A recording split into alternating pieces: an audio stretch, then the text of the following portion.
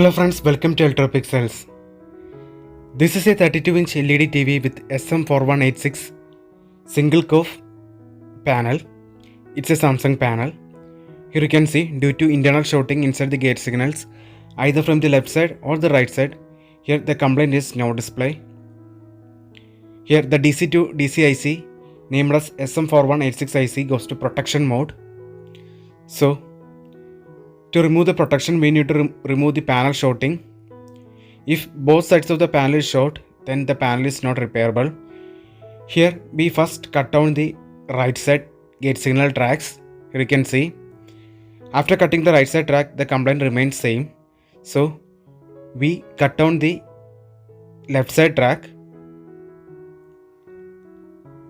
Before cutting left side track, we rejoined the cutter tracks in the right side. So after rejoining the right side cutter tracks, we cut down the left side track. Here you can see. But unfortunately, the complaint remains same. So it means that here the both sides of gate signals from the left side and the right side are short. If both sides of the panel is short, then the panel is not repairable. Here you can see, now the complaint is remains same.